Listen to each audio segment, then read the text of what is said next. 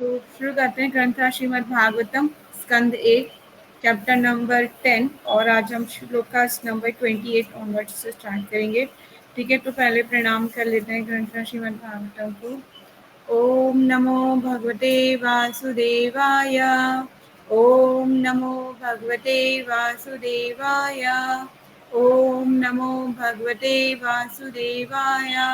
नारायणं नमस्कृत्यं नरं चैव नरोत्तमं देवीं सरस्वतीं व्यासं ततो जयं मुदीरये। नष्टप्रायेषु भद्रेषु नित्यं भागवतं सेवया भगवती उत्तमं श्लोके भक्तिर्भवती नैष्ठिकी। ग्रंथराज श्रीमद् भागवतम की जय। तो शुरू करते हैं। आप सब लोग अपना अपना भागवतम निकाल लीजिए, मैं थोड़ा अपना हाईलाइटर लेके आती हूँ। हरे कृष्णा।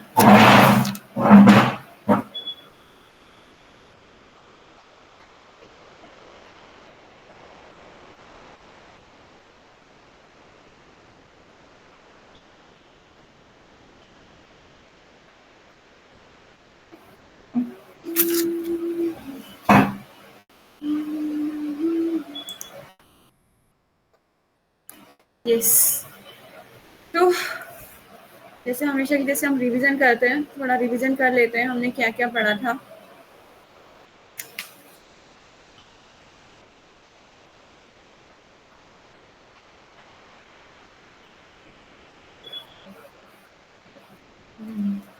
भगवान जो है कहाँ पर प्रस्थान कर रहे हैं? द्वारका की तरफ प्रस्थान कर रहे हैं भगवान। ठीक है, तो यहाँ पर जो है सूत गोस्वामी कुछ श्लोकों का वर्णन कर रहे थे, जिसमें जो अटारी पे खड़ी कुछ स्त्रियां आपस में कुछ वार्तालाप कर रही है ना, तो वो उसका जिक्र कर रहे हैं सूत गोस्वामी। किसको? शौनक आदि ऋषियों को। तो उसी के कॉन्टेक्स्ट को आगे बढ़ाते हुए तो लास्ट का हम एक बार रिवीजन कर लेते हैं। तो वो बोल रही हैं कि निस्संदेह कितना आश्चर्यजनक है कि द्वारका ने स्वर्ग के यश को पछाड़कर पृथ्वी की प्रसिद्धि को बढ़ाया है। द्वारका के निवासी उनके प्रिय स्वरूप में समस्त जीवों की आत्मा कृष्ण का सदैव दर्शन करते हैं। भगवान उन पर दृष्टिपात करते हैं और अपनी मुस्कान भरी चितवन से उन्हें कृतार्थ करते हैं। ठीक है, तो हमने इसमें बहुत सुंदर सुंदर चीजें पढ़ी थी कि भगवान क्या है। आधुनिक वैज्ञानिक को कुछ कुछ यहाँ पे हमने अलग अलग लोगों की बात करी थी, है ना, और कि अलग अलग लोगों में अलग अलग टाइम पीरियड होता है। तो वही यहाँ पे तात्पर्य में प्रभुपाद जी बोल रहे थे कि स्वर्ग में इंद्र, चंद्र, वरुण तथा वायु जैसे देवता निवास करते हैं और पुण्य आत्मा वहां तभी पहुंचते हैं जब पृथ्वी पर वे अनेक पुण्य कर्म करते हैं, है ना।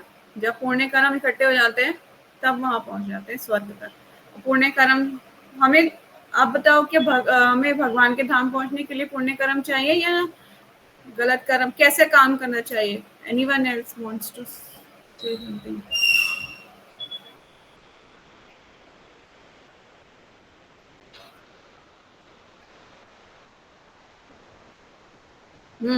क्या अच्छे कर्म मतलब होने चाहिए या फिर नहीं होने चाहिए, ये मेरा क्वेश्चन है।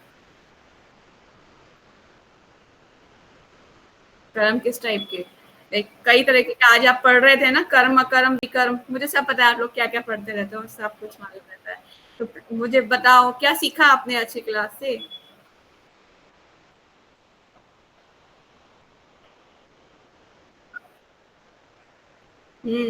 हमें ना अच्छे कर्म पे फोकस करना है, ना ही गलत कर्म पे फोकस करना है। हमें वो कर्म करना है जिसमें हमें भगवान सेंटर में रखना है हर चीज को। और जब हम भगवान को सेंटर में रखेंगे तो ऑलरेडी वो कर्म दिव्य बन जाएंगे ना, क्योंकि भगवान बीच में है, सेंटर में। फॉर एग्जाम्पल कि अगर आप मार्केट में जाते हो तो आप भगवान के लिए परचेसिंग करके आते हो, है ना, तो वो सारा कुछ दिव्य है। अब भगवान की ज्वेलरी ला रहे हो, उनके वस्त्र ला रहे हो, उनके लिए फ्रूट्स वेजिटेबल्स जो भी कुछ ला रहे हो, उनकी सेवा के लिए लेके आ रहे हो, बना रहे हो, उन्हें खिला रहे हो। आपका मॉर्निंग से इवनिंग तक, रात को सोने तक का सारा जो कार्यकलाप है कृष्णा कॉन्शियसनेस पे डिपेंड हो रहा है। ना ही आपके अच्छे कर्म में जाएगा वो कोटा, और ना ही आपके खराब कर्म में जाएगा। वो कैसा चला जाएगा? सारा अकर्म में जाएगा। और जैसे ही हमारा कुछ भी बैलेंस बाकी नहीं रहेगा यहाँ पे भोगने के लिए, ना अच्छा ना बुरा, तो हम कहाँ पे के लिए एलिजिबल होंगे? धाम जाने के लिए एलिजिबल होंगे। सिंपल बात है, सिंपल, बिल्कुल सिंपल है।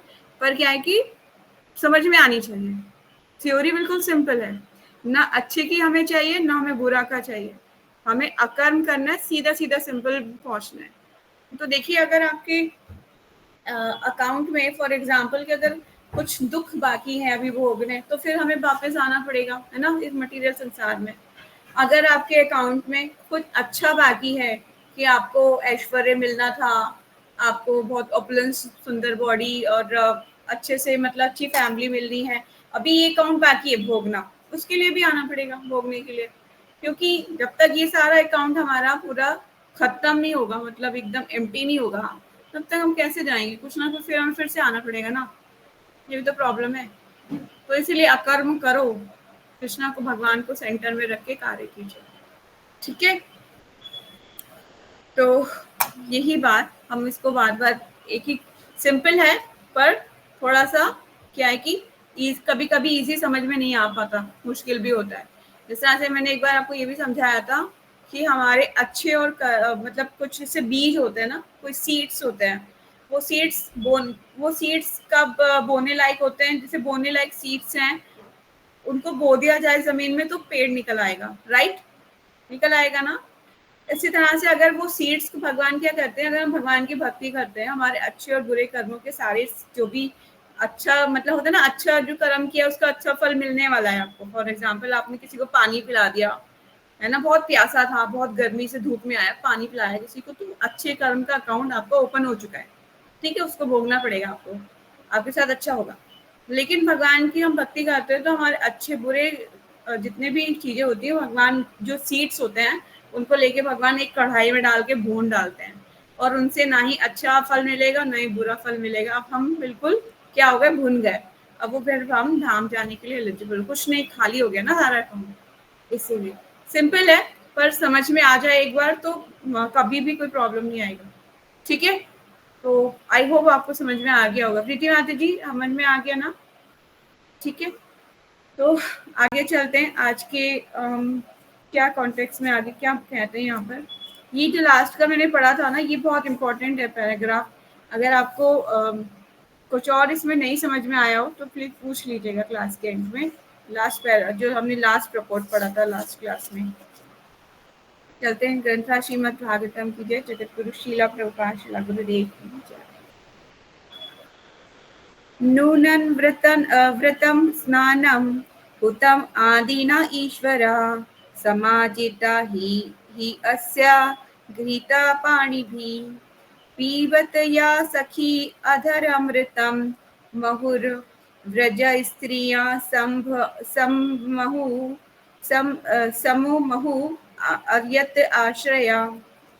नूनन निश्चय ही पूर्व जन्म में व्रत अनुष्ठान, व्रत स्नान, स्नान हेतु अग्नि में आहुति आदि न आदि द्वारा ईश्वर भगवान समाचिता पूरी तरह से पूजित ही निश्चय ही अस्य उनका गृहित पानी भी विवाहिता स्त्रियों द्वारा पीवती स्वाद लेते हैं, या जो सखी है सखी अधर अमृता उनके होठों का अमृत, महु पुनः पुनः व्रज स्त्रियां व्रज की बालाएं समहु बहुधा मूर्छित हो जाती थी, यत आश्रया इस प्रकार के अनुग्रह की आशा करते हैं। चलते हैं इसकी मीनिंग में। हे सखियों, तनिक उनकी पत्नियों के विषय में सोचो जिनके साथ उनका पारिग्रहण हुआ था। पारिग्रहण का मतलब क्या होता है पता है आपको? विवाह। ठीक है, पारिग्रहण हुआ था, उन्हें कैसा कैसा व्रत स्नान यज्ञ तथा ब्रह्मांड के स्वामी की समय से पूजा की होगी, जिससे वे उनके अमृत धरा अमृत का निरंतर आस्वादन कर रही हैं। ब्रज भूमि की बालाएं ऐसी कृपा की कल्पना ही से ही प्राय मूर्छित हो जाती होंगी। ठीक है, तो यहाँ पर तात्पर्य में चलते हैं, इसको क्लियर प्रभुपाद जी तात्पर्य में करेंगे। जगत गुरु शिला प्रभुपाद जी की जय। शास्त्रों में दिए गए धार्मिक अनुष्ठान बद्ध जीवों को सांसारिक गुणों से परिशुद्ध करने के निमित्त है, जिससे वे धीरे धीरे परमेश्वर की देवी सेवा का अवसर पाने की अवस्था तक ऊपर उठ सके। शुद्ध आध्यात्मिक जीवन की इस अवस्था को प्राप्त करना सर्वोच्च सिद्धि है, और ये अवस्था जीवात्मा की वास्तविक पहचान अथवा स्वरूप कहलाती है। मुक्ति का अर्थ है उस स्वस्वरूप अवस्था का नवीकरण। स्वरूप की उस पूर्ण अवस्था में जीव प्रेमा भक्ति की 5 अवस्थाओं में स्थापित होता है, जिसमें एक अवस्था माधुर्य तथा अथवा युगल प्रेम की मनोदशा भी है। भगवान सदैव अपने में पूर्ण होते हैं, अतः उन्हें अपने लिए किसी प्रकार की लालसा नहीं रहती, किंतु अपने भक्त की प्रगाढ़ प्रेम की पूर्ति के लिए वे स्वामी, सखा, पुत्र या पति बनते रहते हैं। यहाँ पर माधुर्य रस के 2 प्रकार के भक्तों की उल्लेख हुआ है। एक है स्वकीय। स्वकीय मतलब स्वयं की पत्नियां। ठीक है, ये लाइन बहुत इंपॉर्टेंट है। यहाँ से लेके मतलब भगवत गीता से लेके और मतलब चैतन्य चरितामृत तक आपको ये स्वकीय प्रक्रिया में 2 हमेशा ये वर्ड आएंगे। स्टार्टिंग में लीला, आदि लीला में भी आपको मिलेगा। बहुत एक है स्वकीय और दूसरा परकीय। ठीक है, आप हाईलाइट कर सकते हो उसको। दोनों ही संबंध भगवान के साथ माधुर्य रस के होते हैं। द्वारका की रानियां स्वकीय में थी। हाईलाइट कर लीजिए, जो द्वारका की रानियां थी मतलब स्वयं की पत्नी भगवान की, वो स्वकीय रस में कहलाती हैं। ठीक है, अर्थात वे अपने विविध स्वरूप में ब्याही हुई थी। ब्याही का मतलब तो समझते होंगे, विवाह हुआ है। ठीक है, लेकिन ब्रज की बालाएं उनकी तब की तरुण मित्र थी जब वे अनब्याहे थे। ठीक है, भगवान 16 वर्ष की उम्र तक पर किया था। ठीक है, मतलब वो ब्रज में जब रहे भगवान तब तक वो परकिया रस का आस्वादन किया। ठीक है, इन बालाओं तथा रानियों को शास्त्रोक्त व्रत, स्नान तथा अग्नि यज्ञ द्वारा कठिन तपस्याएं करनी पड़ी। उन्होंने बहुत कठिन तपस्याएं की हैं ब्रज की बालाओं ने। पूर्व जन्म में तो वो ऋषि मुनि हैं, अलग अलग जगह के। मैंने बताया था लास्ट क्लास में भी आपको, दंडकार्य वन के ऋषि हैं, और कुछ जो हैं राम अवतार से आई हैं, कुछ लक्ष्मियां है ना, सीता जो बनी थी स्वर्ण की। इस तरह से अलग अलग द्वारका की महिषियां सारी कुछ मिलके। अभी यहाँ पर जो बात बोली जा रही है उसके एक बार दोबारा पढ़ लेते हैं हम इसको। एक आई थिंक मैंने कोई लाइन छोड़ दी है। भगवान 16 वर्ष की उम्र तक वृंदावन में रहे और पास पड़ोस की लड़कियों के साथ उनका मैत्री भाव परक्रिया था। ठीक है, जो आस पड़ोस की लड़कियां थी वो परकिया भाव में उनकी फ्रेंडशिप थी उसके साथ। ठीक है, इन बालाओं तथा रानियों को शास्त्रोक्त व्रत, अग्नि द्वारा, यज्ञ द्वारा कठिन तपस्याएं करनी पड़ी थी। और जैसे कि कार्तिक समाप्त होता है तो 1 महीने का जो होता है व्रत शुरू होता है, उसे कहते हैं कात्यायनी व्रत। शायद कात्यायनी व्रत जो उन्होंने किया है, गोपियों ने किया है। ठीक है, वो व्रत बहुत कठिन होता है। मतलब बिफोर सनराइज उनको यमुना में स्नान करने जाना होता था। कार्तिक के बाद काफी सर्दी हो जाती है, आप लोगों को पता होगा, एकदम ठंडा हो जाता है पानी। उस ठंडे पानी में रह के उन्हें आराधना करनी पड़ती थी ठंडे पानी में। और सुबह ही सुबह जाती थी वो, कोई नहीं देखता था उनको। सारी की सारी गोपियां बहुत कात्यायनी देवी की पूजा करती थी कि उन्हें भगवान कृष्ण कैसे प्राप्त हो, पति रूप में प्राप्त हो। ठीक है, तो इस तरह से है ये। इन बालिकाओं ने तथा रानियों को शास्त्रोक्त व्रत, स्नान तथा अग्नि द्वारा कठिन तपस्याएं करनी पड़ी। लेकिन ये सब अनुष्ठान अपने आप में परिपूर्ण नहीं है। न सकाम कर्म, न ज्ञान का अनुशीलन या भक्ति की सिद्धि ही अपने में पूर्ण है। ये सब स्वरूप की सर्वोच्च अवस्था को प्राप्त करने के लिए निमित्त है, भगवान की वैधानिक दिव्य सेवा करने के लिए हैं। प्रत्येक व्यक्ति को इन 5 अवस्थाओं में से किसी एक से भगवान से संबंध स्थापित करना होता है। देखिए, भगवत गीता जब हमने शुरू कर दी तब भी मैंने आपको बोला था आपका एक संबंध भगवान से बनाओ। ठीक है, तो हर जगह पे पहले संबंध की बात होती है ना। संबंध, फिर अभिधेय, प्रयोजन, यह 3 चीजें मैंने आपको समझाई थी। ठीक है, तो फिर ये यही बात हो रही है। और शुद्ध आध्यात्मिक स्वरूप होने पर ये संबंध किसी सांसारिक आकर्षण के बिना प्रकट होता है। उनकी पत्नियों द्वारा या भगवान के प्रेमी रूप में चाहने वाली तरुणी गोपियों द्वारा कृष्ण का चुम्बन लेना कोई विकृत सांसारिक गुण नहीं है। यदि ऐसा ही होता तो सुखदेव गोस्वामी जैसे मुक्त आत्मा ने उनका स्वादन करने का कष्ट न उठाया होता, न ही भगवान श्री चैतन्य महाप्रभु ग्रस्त जीवन त्यागने के पश्चात इन विषयों के प्रति आकृष्ट हुए होते। ये अवस्था कई जन्मों तक तपस्या करने के बाद प्राप्त होती है। मतलब जो भगवान का गोपियों के साथ आदान प्रदान है, आप उसको मटेरियली संसारिक काम वासना पे मत थोपिएगा कि भगवान वो भगवान का किस कर रही है तो कैसा हो रहा है, मतलब ये तो माता जी संसारिक लग रहा है, सुनने में संसारिक लग रहा होगा पर वो ट्रांसेंडेंटल है। आप ये बताइए कि भगवान सारी जीवात्माएं तो भगवान से ही आ रही है ना, कोई भगवान से अलग है क्या? कोई चीज कोई भी अलग नहीं है। तो फिर ये कैसा है? बहुत गोपियों की पोजीशन बहुत हाई लेवल की है। वो जरा सा माखन देती थी, वो कहती थी काना नाच के दिखा, तो सारी की सारी गोपियां उनको किस करती थी एक साथ मिलके। तो वो कोई सांसारिक नहीं है। किसी छोटे बच्चे के साथ कोई भी मतलब प्रेम पूर्ण व्यवहार कर सकता है, उसमें कोई ऐसा नहीं है कि वो उसको हम संसारिक काम वासना से कंपैरिजन करें। तो बहुत तात्पर्य प्रभुपाद जी बोल रहे हैं कि अगर ऐसा होता कि काम वासना होती तो सुखदेव गोस्वामी जो मुक्त आत्मा है ना, भाई कितने बड़े मुक्त आत्मा है वो, कि जब वो पैदा हुए थे तुरंत ही वो चले गए थे, वो एक भी वस्त्र नहीं पहनते अपनी बॉडी पे, है ना। तो वहां पे कुछ स्त्रियां स्नान कर रही थी, जैसे याद होगा आपको, तो उन स्त्रियों ने अपने वस्त्र नहीं ढके थे। ठीक है, तो क्यों नहीं ढके थे, इसका आंसर कौन देगा?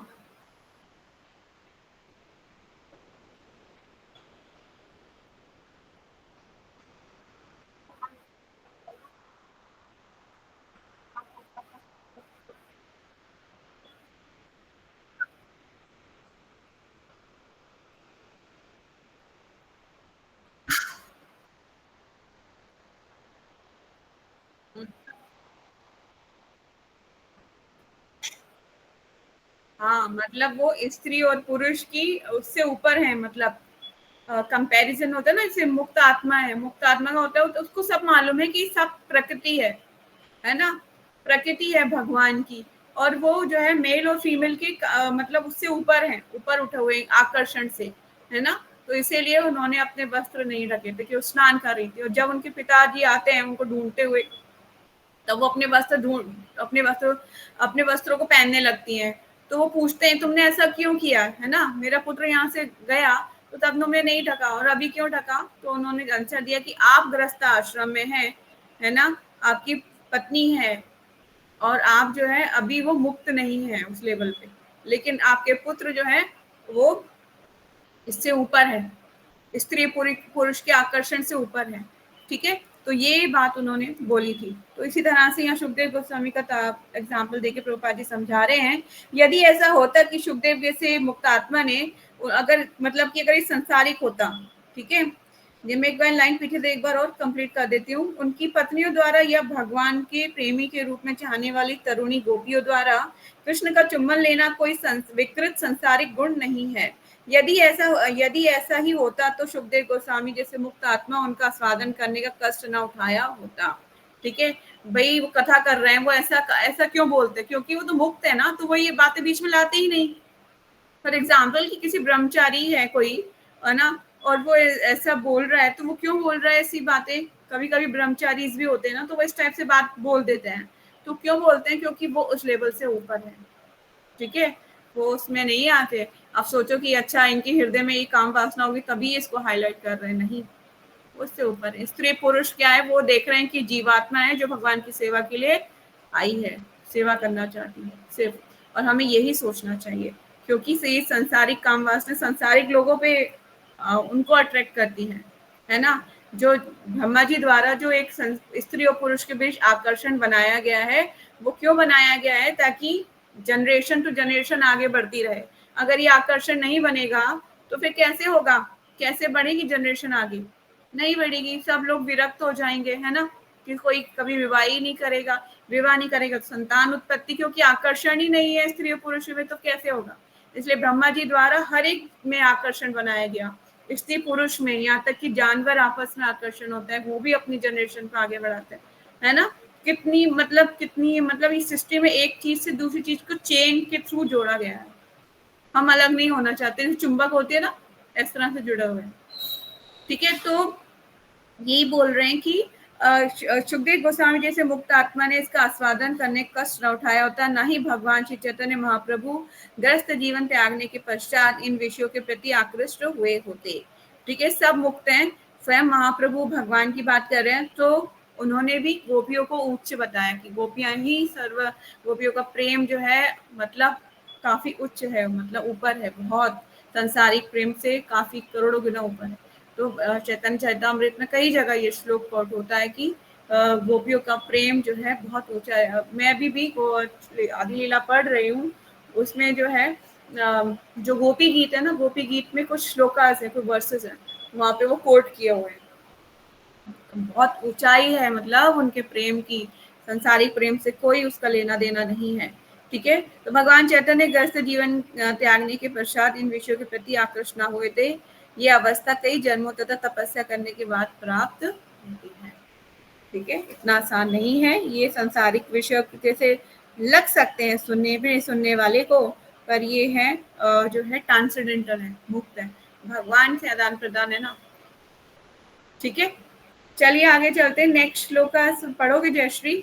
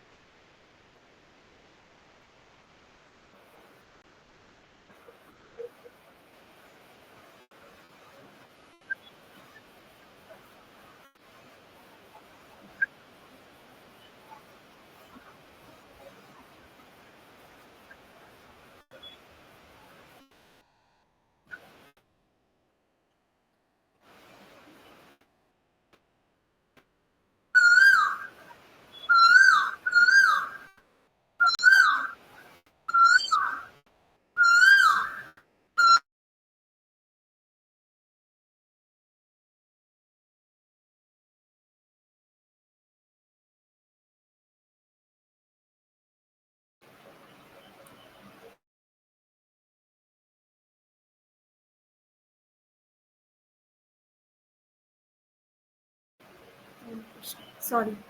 तो यहाँ पर जो है अब भगवान के ना परिवार के बारे में वर्णन आ रहा है, तो बहुत ध्यान से आपको उसको सुनना पड़ेगा और समझना पड़ेगा कि क्या बात हो रही है। तो इन पत्नियों से संतानों की बात हो रही है। कुछ पत्नियां हैं यहाँ पर जिनका नाम दिया जा रहा है और ये पहले पुत्रों के नाम दिए गए हैं, प्रद्युम्न, साम और अम्ब इत्यादि। इन्होंने शिशुपाल के नायकत्व में आए हुए अनेक शक्तिशाली राजाओं द्वारा हराकर रुक्मणी, सत्यभामा तथा जामवती जैसी स्त्रियों को का उनके स्वयंवर समारोह में बलपूर्वक अपहरण किया था। उन्होंने भौमासुर तथा हजारों सहायकों का वध करके अन्य स्त्रियों का भी अपहरण किया था। ये सारी स्त्रियां ठीक है। तो स्टोरी ये थी, मैं बता देती हूँ आपको कि भगवान ने जिनको भी पत्नी रूप में स्वीकार किया उन सबके पीछे स्टोरी है। ठीक है, हम जाएंगे जब 10th कैंटो में तो आपको डिटेल में सारी सुनने को मिलेगा, एक एक रानी के बारे में सब कुछ। मतलब जो 100 रानियां भौमासुर के उसमें थी, बंदी बनी हुई थी, राजाओं की कन्या थी वो। ये कोई साधारण नहीं थी, वो बहुत ही सुंदर और गुणवती और बोला जाता है कि राजाओं की श्रेष्ठ कन्याएं थी जो उनको बंदी बनाया गया था। उसमें अपने बंदी बनाया गया था उन राजाओं के को की, ताकि उनकी कन्याओं के साथ वो विवाह कर सके। उन्होंने उनको स्वीकार नहीं किया था, कन्याओं ने उनको भौमासुर को स्वीकार नहीं किया, तो बंदी बना दिया था। जैसे ही भगवान ने भौमासुर का वध किया तो वो कन्याएं जो है अब वो ये बोलने लगी, भगवान ये हमें अपहरण करके लेके आया था और ना अब हम अपने पिता के घर जाने योग्य नहीं है, क्योंकि पहले जमाने में ऐसा होता था, जैसे अभी द्वापर की बात है, तो अगर एक कन्या किसी के द्वारा अपहरण कर ली जाती थी ना, तो वो वापस अपने घर नहीं जा पाती थी। कहा जाता था कि उसने स्पर्श कर लिया है किसी पुरुष का। ठीक है, अब अपहरण किया गया है तो टच भी किया होगा ना, हाथ वगैरह तो पकड़ा ही होगा, तो एक बार टच हो जाने पर भी वो जो है मतलब ये माना जाता था अभी किसी के योग्य नहीं है, अभी उसी पुरुष से इसका विवाह होगा जिसने इसका अपहरण किया है। तो जैसे कि भीष्म पितामह ने अंबालिका को हरण किया था ना, फिर बाद में जो है अंबा अंबा शायद अंबा ही थी ना, अंबालिका और अंबिका अंबिका। ठीक है, तो इनमें से जो है फिर उन्होंने क्या किया था, ये कि अब मैं विचित्र वीर्य से विवाह करना चाहती हूँ। फिर बहुत ही मुश्किल हो गया था, फिर उसको छोड़ा गया। तो फिर विचित्र वीर्य ने बोला कि तुम ना अपवित्र हो चुकी हो। वो स्टोरी में नहीं जाएंगे, पर मैं ये उसको जोड़ रही हूँ वहां से कि एक बार अपहरण हो जाने पर कोई स्वीकार नहीं करता था। ठीक है, तो वो बंदी थी, तो फिर जैसे वो मुक्त किया भगवान ने उनको 100 कन्याओं को, 16,100 कन्याओं को। तो फिर क्या हुआ, उन्होंने भगवान से प्रार्थना की है, भगवान आप ही जो है हमें पत्नी रूप में स्वीकार करें, अब हम कहाँ जाएंगे, हमारा कोई नहीं है। तो भगवान बहुत दयालु है ना, तो भगवान ने उन्हें अपनी पत्नी के रूप में स्वीकार किया था। ठीक है, और ये एक एक 16,100 कहानियों जो 100 रानियां हैं उनकी स्टोरी हो गई।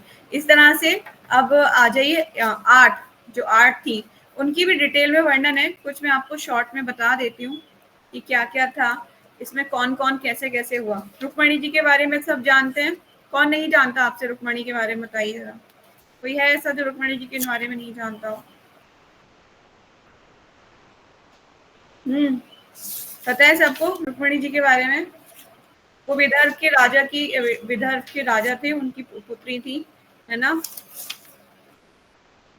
मैं एक मिनट आपको और डिटेल में इसके बारे में बताती हूँ, मेरे पास सबके नोट्स बने हुए हैं। सेकंड, जस्ट गिव मी अ 1 मिनट। हाँ, वो विदर्भ के राजा भीष्मक की पुत्री थी। ठीक है, रुक्मणी। इनके भाई भी थे बहुत सारे।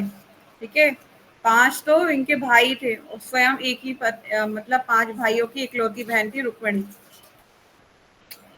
और अत्यंत सुंदर। भगवान से इनका आकर्षण कैसे हुआ, कोई बता सकता है कैसे आकर्षण हुआ इनका भगवान से? आप में से कोई आंसर करेगा? कैसे ये पति रूप में भगवान को पाने की इच्छा रही इनकी, क्या हुआ बता सकता है कोई?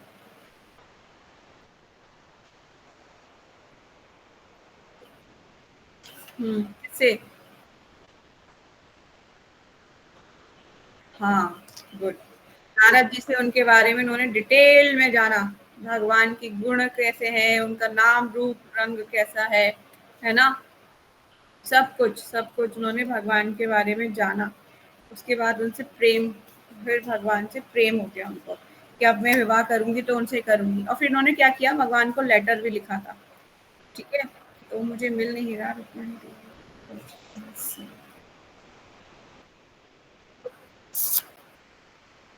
हम्म, बुक पढ़ी थी हमने, कौन सी वाली बुक पढ़ी थी?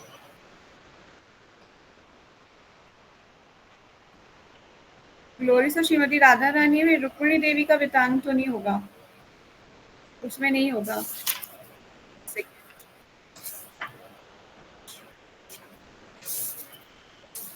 1 सेकेंड मेरे को दीजिए, मैं आपको निकाल के दिखाती हूँ कौन कौन सी जो रानियां हैं और कौन कौन किस किस से भगवान का विवाह जो है हुआ डिटेलिंग में।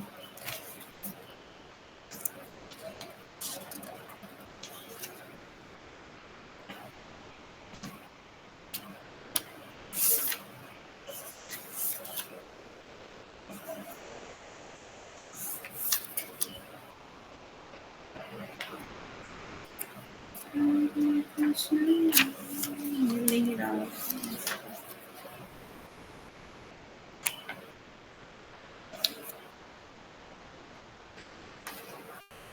रुक्मणी जी जब छोटी थी ना, तभी नारद मुनि उनके महल में आते थे, तब से ही। और आने के बाद ना वो क्या करते थे, उनको भगवान के बारे में बताने का, तो हम कैसे, वो पूछती नहीं कैसे दिखते हैं भगवान, क्या पहनते हैं, क्या है उनकी अभी, सब कुछ है ना, सब कुछ जानने का प्रयास करती थी। तो अब चलते हैं, अब मैं आपको बताती हूँ कौन कौन था उनकी जो 16,108 रानियां हैं, है ना। उनमें से हमने 16,000 के बारे में पढ़ लिया। जो यहाँ भौमासुर का नाम है, और वहाँ दशम स्कंद में नरकासुर का नाम है। ठीक है, नरकासुर। ठीक है, तो आगे यहाँ पे मैं बताती हूँ, रुक्मणी जी विदर्भ के राजा की पुत्री थी, राजा भीष्म की अत्यंत सुंदर गुणवती कन्या थी। ठीक है, भगवान ने इनका अपहरण किया था जब ये जो है गौरी पूजा के लिए जाती हैं। विवाह से पहले लड़कियां गौरी पूजा के लिए जाती थी, गौरी माता से प्रार्थना करती थी कि उनका वैवाहिक जीवन जो है अच्छे से बीते, है ना, गौरी माता से प्रार्थना करती थी। फिर जामवती, जामवान जो है, जामवान की पुत्री थी जामवती, पता है आपको। ठीक है, 28 दिनों तक भगवान ने ना इनके साथ युद्ध किया था जामवान से। और वो ना भगवान को पहचान ही नहीं पा रहे, राम अवतार में तो ये तो जामवान थे, भगवान की भगवान की तरफ से लड़े थे ना रावण, राम राम, और युद्ध हुआ था जब रावण से। लेकिन वो राम जब भगवान कृष्ण अवतार में आए तो पहचान ही नहीं पा रहे भगवान को। तो फिर युद्ध हुआ, 28 दिनों तक युद्ध चला घोर। और जब वो हार गए तो फिर भगवान ने अपने दर्शन दिए उनको राम जी के रूप में, तब पहचाने भगवान। तो आपको पहचान ही नहीं पाया, मुझे क्षमा कर दीजिए, अब मेरा कार्यकाल पूरा हो चुका है। अब मैं मतलब अपनी कन्या, अपनी सुंदर कन्या जामवती का विवाह आपसे करता हूँ। ठीक है, जामवती का ही जो पुत्र है वो सांब था, है ना, जिसने, आगे हम पढ़ेंगे इनके बारे में। सत्यभामा, सत्यभामा सत्यजीत की पुत्री थी, ये भी द्वारका की वासी थी, है ना। इनके जो पिता के पास संयतक नामक मणि थी, वो ना सोना उगलती थी, वो सूर्य के देव की पूजा होती थी पहले, फिर वो मणि जो है सोना उगलने का काम करती थी। तो वो मणि एक पर्टिकुलर, मतलब सोना ही, जब सूर्य देव पूजा होती थी ना उसकी, तो सोने के कलश ही कलश भर देती थी वो मणि, ऐसी मणि थी। तो समय तक मणि थी। ठीक है, वो प्रतिदिन 8 भार सोना देती थी, उत्पन्न करती थी 8 भार। मतलब भार का मतलब कैसे उसको एक्सप्लेन किया जाए, वो मुझे नहीं अभी याद आ रहा। ठीक है, तो फिर ये तो हो गई तीन रानियों की बात, रुक्मिणी, जामवती और सत्यभामा। लिखना चाहो तो नोट कर सकते हो। ठीक है, ये तीन हो गई, रुक्मिणी, जामवती और सत्यभामा, तीन। चौथी पत्नी थी कालिंदी, कालिंदी। ठीक है, यमुना जी भी कहते हैं जिनको। ठीक है, इनका ये सूर्य पुत्री थी। ठीक है, कालिंदी। अब फिर आती है अवंतीपुर के राजा की पुत्री थी। ठीक है, इनका नाम, और ये अवंतीपुर के राजा, इनका नाम था बहन मित्रवंदा। मित्रवंदा ये भगवान से आकृष्ट हो गई थी, है ना। क्या नाम था इनका? मित्रविंदा, मित्रविंदा नाम था इनका। ये भगवान की 5वीं रानी थी। ठीक है, छठी थी राजा नग्नजीत की पुत्री, सत्य या नग्नजीती भी कहते हैं इनको। ठीक है, ये हो गई छठे नंबर की रानी, जिनका नाम था क्या? नग्नजिती। ठीक है, सत्या, सत्या लिख लीजिए आप, सत्या, ठीक है। सत्या, इनको इनके विवाह की क्या शर्तें थी कि 7 बैल थे जो बहुत ही किसी के वश में नहीं हो पाते थे, उन 7 बैलों को ना वश में किया था, ठीक है, भगवान ने फिर उनको जीत लिया था, भगवान ने फिर उनसे विवाह, और राजा ने खुश होके उनको अपनी पुत्री दे दी थी। ये सत्या बहुत ही गुणवती और बहुत ही सुंदर थी ये भी। फिर 7वीं जो रानी थी भगवान की, वो थी भद्रा, केके राज की राजकुमारी थी ये, और कृष्ण की बुआ श्रुतकीर्ति की भतीजी पुत्री थी, ठीक है। तो ये भद्रा नाम था इनका, भद्रा, ये थी 7वीं। और 8वीं थी सबसे लास्ट वाली, इनका नाम था लक्ष्मणा, लक्ष्मणा नाम था इनका, ये भद्रराज की कन्या थी, ठीक है। तो इनको भी, इनके विवाह की अलग अलग स्टोरीज हैं, वो 10वें स्कंद में मिलेंगी हमें जब हम द्वारका की लीला में एंटर करेंगे, ठीक है। तो ये 16,108 रानियों का विवरण आपको मिल गया। कोई पूछे कि बताओ 16,108 रानियों का, तो आप बता सकोगे ना कि कैसे कैसे कौन कौन था, ठीक है। तो ये है, आप इसका नोट्स बना लेंगे तो इजी हो जाएगा। जैसे कि हमने नोट्स बनाए रखे हैं, तो मैं कभी भी खोलूं तो मुझे पता चल जाएगा ना, पूरी बुक्स खोलने की जरूरत नहीं पड़ेगी।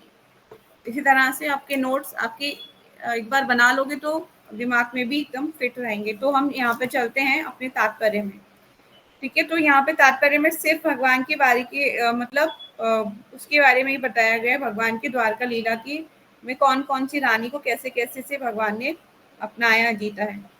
तो वही बोल रहे हैं प्रभुपाद जी, शक्तिशाली राजाओं को के अत्यधिक सुयोग्य कन्याओं को खुली स्पर्धा में अपना पति चुनने की अनुमति दी जाती थी, और ऐसे विवाह क्या कहलाते थे, स्वयंवर, स्वयंवर विवाह कहलाते थे। आजकल स्वयंवर नहीं होता है ना, आजकल स्वयंवर नहीं होता, पहले होता था स्वयंवर। पहले स्वयंवर के राजा जो होते थे वो एक अलग अलग लड़कों को बुलाते थे और राजाओं को एक कन्या हरण करती थी उनमें से किसी को भी, ठीक है। तो तात्पर्य में मैंने आपको सब कुछ बता दिया है, जो मतलब ऐसा कुछ नहीं है जो समझ में नहीं आया होगा, ठीक है। अब हमारे पास थोड़ा टाइम शॉर्ट है आज, तो किसी का कोई क्वेश्चन है तो आप पूछ सकते हो, क्योंकि मेरी नेक्स्ट क्लास है, थोड़ा मुझे काम हैवी है, you can ask any questions.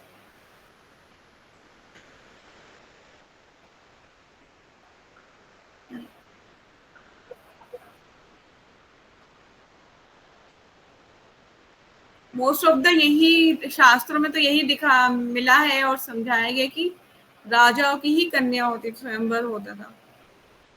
क्योंकि देखिए ना, जब स्वयंवर होता था तो सबको बुलाना, किसी क्या कोई भिखारी क्या बुला लेगा क्या, इतने लोगों को बुला के और भोज की तैयारी करा लेगा क्या, नहीं करा सकता ना। एक मिडिल क्लास बंदा भी नहीं करा सकता इतने लोगों को बुला के उनको भोजन। और स्वयंवर में तो मतलब हर तरीके का इंसान आ जाता है।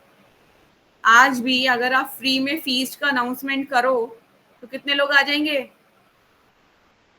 फॉर एग्जाम्पल अगर मैं आज एक ग्रुप में डालूं कि सब लोग इनवाइटेड हैं प्लीज कम, तो कितने लोग आ जाएंगे, अनलिमिटेड, है ना।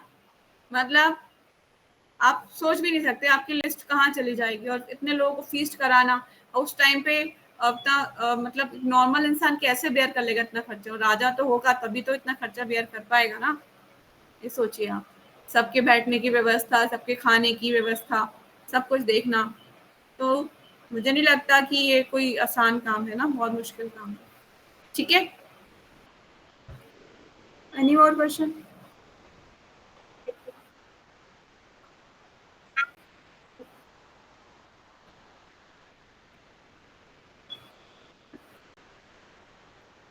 हाँ, स्वयंवर भी एक टाइप, हम जब जाएंगे 10वें स्कंद में तो कई विवाहों का वर्णन हम पढ़ेंगे, है ना। तो अलग अलग विवाह होते हैं, अलग अलग विवाह के अलग अलग सिस्टम होते हैं।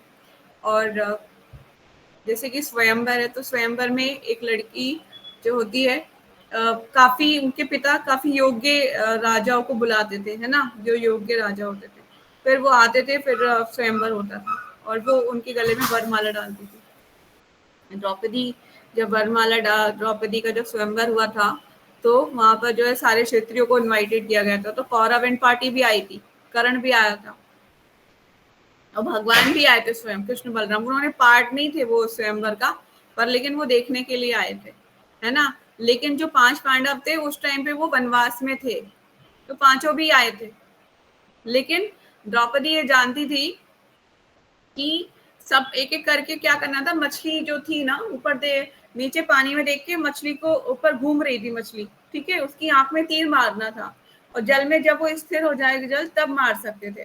तो नीचे देख के ऊपर तीर मारना था। तो फिर क्या होता था कि ज्यादातर लोग फेल हो जाते थे, लेकिन कर्ण ऐसा कर सकता था क्योंकि कर्ण भी काफी वो थे, युद्ध विद्या में काफी कुशल थे। तो जब ही वो ऐसे तीर तानने का कोशिश करते हैं तुरंत ही द्रौपदी बोल देती है और मतलब उन्हें कहती है कि मैं सूतपुत्र से विवाह नहीं करूंगी, ठीक है। सूत्रपुत्र मतलब क्या होता है कि मतलब उनके पिता क्या करते थे, रथ रथ बनाने या इसका कुछ छोटा मोटा बढ़ई वढ़ई का काम करते थे, कहेंगे मैं उससे विवाह नहीं करूंगी।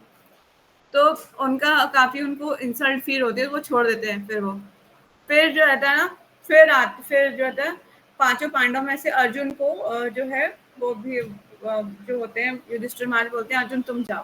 तो अर्जुन जाते हैं तो भगवान तो पहचानते ही हैं और सब लोग बोलते हैं ये ब्राह्मण कैसे हो सकते हैं, क्योंकि ये तो क्षत्रिय के जैसे लग रहे हैं। क्योंकि क्षत्रियों के जो कवच पहनते थे वो उनके हाथों पे उसके निशान होते थे और जैसे कि धनुष बाण खींचते हैं तो यहाँ पे उनके जो है डोले शोले वो भी बने होते हैं, है ना। अब पकड़ने की उनकी काफी प्रैक्टिस अच्छी, वो देखा सबने, थोड़ी ये तो ब्राह्मण लग ही नहीं रहा। जैसे ही अर्जुन ने तीर ऊपर पानी में देखा और तीर चलाया, भगवान ने क्या किया, पानी को स्थिर कर दिया अर्जुन के लिए, क्योंकि विवाह भगवान चाहते थे कि अर्जुन का विवाह द्रौपदी से हो। तो तुरंत ही भगवान ने पानी में उसका प्रतिबिंब स्थिर किया और अर्जुन ने बाण चलाया और कहाँ लगा, जाके मछली की आंख में। और द्रौपदी ने तुरंत ही बिना सेकंड देर करे तुरंत ही वरमाला किसी गले में डाल दी, अर्जुन के गले में। तो इस तरह से विवाह मतलब अलग अलग शर्तों पे होता है। जैसे कि माता सीता का भी विवाह पर शर्त थी, है ना, जो कोई धनुष पे प्रत्यंचा चढ़ा देगा तो वही सीता का वरण कर सकता है। इसलिए वो भी मतलब इस तरह से अलग अलग विवाह की शर्तें, जैसे अभी हमने पढ़ा कि 7 बैलों की जो उनकी नाक में बांध देगा वो भगवान, उनके पिता ने जो बन रखा था, कौन सी थी वो रानी, हमने पढ़ा था ना, सत्या, सत्या नग्नजीत, राजा नग्नजीत की पुत्री, है ना। तो 7 मतलब खूंखार बैलों को वश में करना था। तो इस तरह से विवाह के अलग अलग शर्तें मतलब विवाह जो स्वयंवर होता था रखी जाती थी। तो इस तरह से होता है। आज भी पिता अपनी कन्या के लिए ऐसे सुंदर वरण वधु ढूंढते हैं वर को, ताकि उनकी कन्या सुखी रह सके। आज भी ऐसा होता है, पर ना आजकल फाइनेंशियली ज्यादा लोग उसको मैटर करते हैं। ये उसके अंदर कितने गुण हैं वो सेकेंडरी होता है, प्राइमरी उनका ये होता है कि कितना पैसा है। पर मैं ये मानती हूँ कि पिता को ये जरूर देखना चाहिए कि उसके अंदर क्वालिटी क्या है, सबसे इम्पोर्टेंट ये है। क्योंकि धन जो है टाइम के साथ जाता रहता है, मतलब कभी भी धन चला जाएगा। जो एक्चुअल जो धन होता है वो होता है क्या, हमारा स्वभाव, हमारी ईमानदारी, वो होता है असली धन। अगर वो किसी के पास है तो वो फ्यूचर में धन दोबारा कमा लेगा, है ना। फाइनेंशियली स्ट्रांग होना डजंट सेकेंडरी, प्राइमरी इज आपका नेचर कैसा है, वो वधु जो वर से विवाह हो रहा है वो कैसा है, अच्छा है बुरा है कैसा है, फ्यूचर में क्या सोचता है, क्या सोचता है क्या नहीं सोचता, क्या बहुत पैसे या डिमांडेबल है क्या है, ये थोड़ा ध्यान में रखना चाहिए, ठीक है। तो ये थोड़ा जल्दी।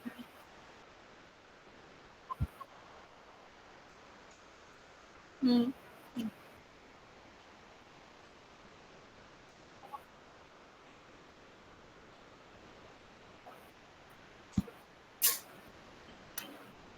भद्रा केके राज की राजकुमारी और कृष्ण की बुआ श्रुत कीर्ति की पुत्री। एक्चुअली इसमें जो भगवान का वंशज है ना बहुत बड़ा है, विस्तार से है। ये दूर की है, दूर की कहते हैं, है ना। आज भी दूर की से हो जाता है विवाह, दूर की कन्याओं से विवाह हो जाता है, रिलेटिव्स में हो जाता है, उसमें कोई प्रॉब्लम की बात नहीं होती। हाँ वो सगी बहन के साथ नहीं होना चाहिए, दूर की में हो जाता है। आज भी ये चीजें देखने में मिलती हैं बहुत जगह, सुनने में मैंने बहुत सुना है इस बारे में, ठीक है। और फिर हम कल कंटिन्यू करेंगे, थोड़ा सा मेरी क्लास भी है, ठीक है। तो आप लोगों से मैं उम्मीद करती हूँ कि आप लोग पढ़ रहे होंगे। हरे कृष्णा प्रीति माता जी, आप पढ़ रहे हो ना?